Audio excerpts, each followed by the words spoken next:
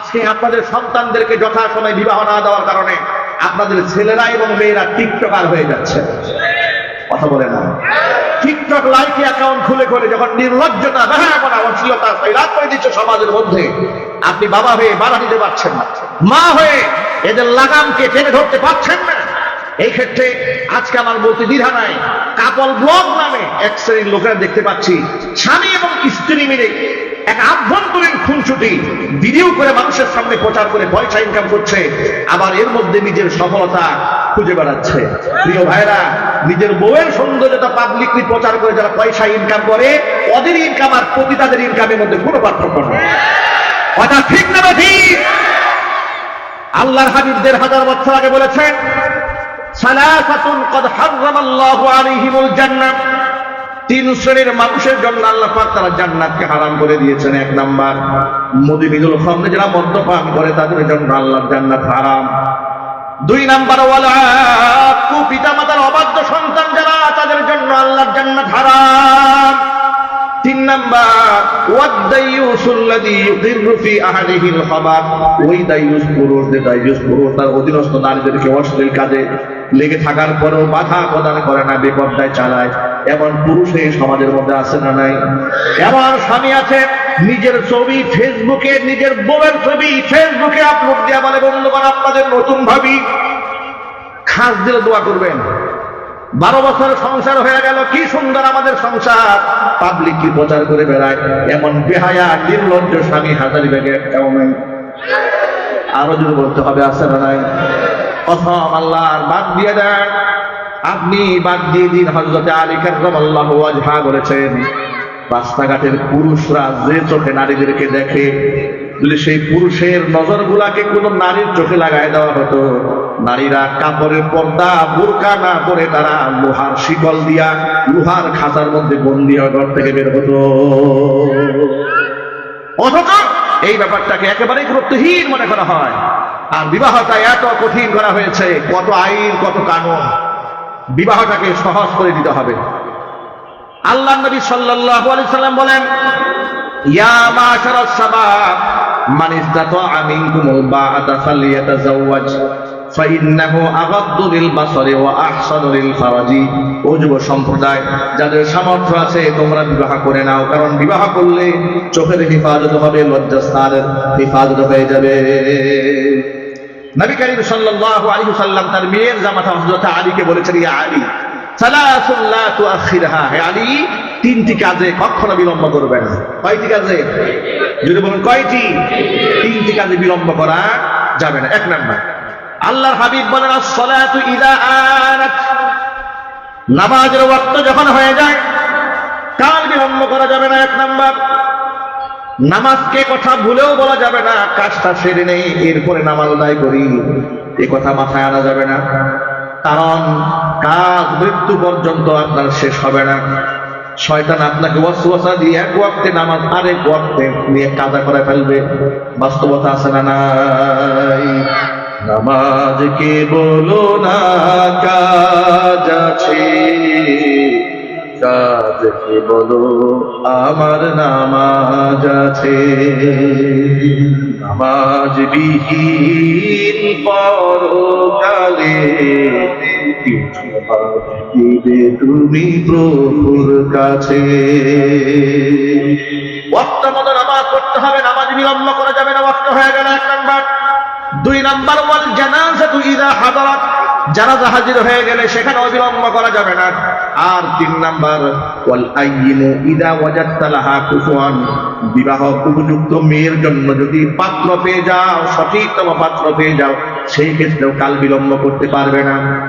এখন সঠিক পাত্র কাকে বলে? সঠিক পাত্র হওয়ার অর্থ এটা নয় তাকে শিল্পপতি হতে হবে, কোটিপতি হতে হবে, ডক্টর, লয়ার, ব্যারিস্টার, প্রফেসর, বিজ্ঞ আলেম, বড় মুফতি, মুহাদ্দিস হওয়া জরুরি নয়।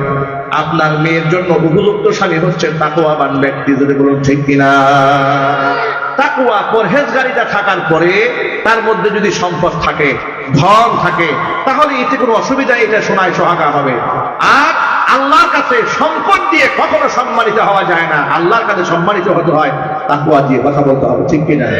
নবী করিম সাল্লাল্লাহু আলাইহি ওয়াসাল্লামের সাহাবী হযরত জুলাইবীব রাদিয়াল্লাহু তাআলা আনহু রাসূলের সামনে এলেন, দেখতে কালো মানুষ ছিলেন। রাসূল পাক সাল্লাল্লাহু আলাইহি ওয়াসাল্লামকে বলেন, হে আল্লাহ রাসূল, আমি যদি মারা যাই আর আল্লাহ পাক যদি আমাকে জান্নাত দেন, তো আমার মতো কালো মানুষকে কি আল্লাহ হুর দেবে? কথা বুঝতে পেরেছেন তো? এর দ্বারা তো বোঝা যায় তিনি কালো হওয়ার কারণে সমাজে অবহেলিত ছিলেন, ঠিক না? তিনি বললেন, হে আল্লাহর নবী, আল্লাহকে আমাকে হুর দেবেন না? হুজুর মনোভাব বুঝতে পারলেন, জিজ্ঞেস করলেন, হাল্লা তাতাজাওয়াজি ইয়া জুলাইবি, জুলাইবি বিবাহ করো না কেন? জুলাইবি বললেন, আমার মতো কালো মানুষকে কে বিবাহ করবে? রাসূল পাক সাল্লাল্লাহু আলাইহি সাল্লাম তাকে বিবাহ করাবার দায়িত্বভার গ্রহণ করলেন। চতুর্দিক থেকে পাত্রী তালাশ করে শুনতে পেলেন একজন আনসারী সাহাবীর ঘরে বিবাহ উপযুক্ত পাত্রী নিয়ে আসে। নবীজি সাল্লাল্লাহু আলাইহি ওয়াসাল্লাম তার কাছে বিবাহের পয়গাম পাঠালেন। তিনি বড্ড খুশি হলেন, মনে করেছেন রাসূল পাক সাল্লাল্লাহু আলাইহি ওয়াসাল্লাম নিজের জন্য পয়গাম দিয়েছেন। রাসূল বললেন, আমার জন্য নয়, আমার সাহাবী জুলাইবিবের জন্য। জুলাইবিবের কথা শুনে তার মনটা ভার হয়ে গেল। তিনি বললেন, হে আল্লাহর নবী, আপনি যদি আমাকে অনুমতি দেন আমি ঘরে গিয়ে একটু পরামর্শ করে আসি। রাসূল বলেন, নিশ্চয়ই, ইসলামে তো মেয়ের প্রাধান্য, মেয়ের মতামত সবার আগে গ্রহণযোগ্য। আল্লাহু আকবার। তিনি ঘরে গেলেন, মনে মনে ভাবলেন এই বিষয়টি নিয়ে মেয়ের সাথে কথা না বলে মেয়ের মার সাথে কথা বলুন। মেয়েকে আড়ালে রেখে মেয়ের মার সাথে কথা বললেন। মেয়ের মা সবকিছু শোনার পরে তিনিও কষ্ট পেলেন, মনে মনে ভাবলেন আমাদের মেয়ে দেখতে এতটা সুন্দরী, আর এমন একটা ছেলে জুলাইবি, তার সাথে আমাদের মেয়েটা যায় না। এর থেকে ভালো আপনি রাসূল পাক সাল্লাল্লাহু আলাইহি ওয়াসাল্লামের কাছে গিয়ে এই বিবাহের পয়গামটা প্রত্যাখ্যান করে দিয়ে আসেন। তিনি পয়গাম প্রত্যাখ্যান করার জন্য ঘর থেকে বের হচ্ছেন, এমন সময় পিছন দিক থেকে মেয়েটি ডাক দিয়েছে, আব্বাজান দাঁড়ান। কোথায় যাচ্ছেন? কার প্রস্তাব প্রত্যাখ্যান করতে যাচ্ছেন? মায়ের সাথে দাঁড়িয়ে এতক্ষণ পর্যন্ত যে কথোপকথন করেছেন দাঁড়িয়ে আমি সব শুনেছি। আপনি কোরআন শরীফ পড়েননি। আল্লাহ তাআলা কোরআন মাজিদে সূরা আহজাবে বলেছেন, ওয়ামা কানা লিমুমিনিন ওয়ালা মুমিনাতিন ইযা কাদাল্লাহু ওয়া রাসূলুহু আমরান আন ইয়াকুনা লাহুমুল খিয়ারাতু মিন আমরিহিম ওয়া মান ইয়াসিল্লাহা ওয়া রাসূলাহু ফাকাদ দাল্লা দালালান মুবিনা।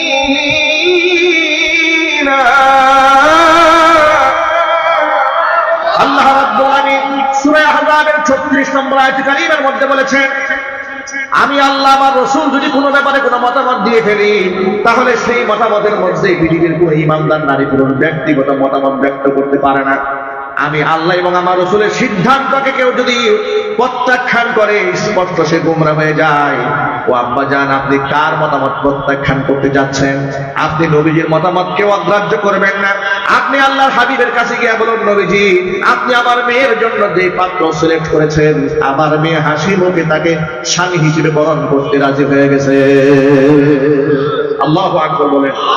সুতরাং ইসলামে সম্পদ দিয়ে কোনো ব্যক্তি মূল্যায়িত হয়নি। নবী করিম সাল্লাল্লাহু আলাইহি ওয়াসাল্লাম কালো সাহাবীর ব্যাপারে বলেছেন, জুলাইবি আমি মুহাম্মদ সাল্লাল্লাহু আলাইহি ওয়াসাল্লাম, আমি মুহাম্মদ সাল্লাল্লাহু আলাইহি ওয়াসাল্লাম জুলাইবি। আল্লাহু আকবার বলেন। প্রিয় ভাইরা, প্রিয় বোনেরা, মাইকের আওয়াজ বাহিরে যাচ্ছে। সুতরাং আমরা বিবাহ শাদীর ক্ষেত্রে কোনো কঠোরতা অবলম্বন করব না। দ্বীন, তাকওয়া, ধার্মিকতা, পরহেজগারিতা, এগুলাকেই আমরা প্রাধান্য দেব। রাষ্ট্র ব্যবস্থার পরিবর্তন করা হচ্ছে, সংস্কার করা হচ্ছে। সংস্কার শুধুমাত্র অবকাঠামোগত দুই একটি জায়গায় করলে হবে না। যত আইনের মধ্যে ফাঁকফোকর আছে, যত জায়গার মধ্যে শরীয়তকে কঠিন করা হয়েছে, সকল জায়গায় এটাকে সহজ করে দিতে হবে। কথা ঠিক কিনা যেটা বলে? আমরা চাই আগামীতে এ রাষ্ট্রে কোরআন সুন্নাহ বিরোধী কোনো আইন না থাকুক, কোরআন সুন্নাহর বিরুদ্ধে কোনো কঠোর আইন না থাকুক। আল্লাহ রাব্বুল আলামিন দ্বীনের পথে চলা, দ্বীনের কথা বলা আল্লাহ পাক আমাদের সকলের জন্য সহজ করে দেন। জোরে বলুন আমিন। ওয়া আখিরু দাওয়ানা আলহামদুলিল্লাহি রাব্বিল আলামিন।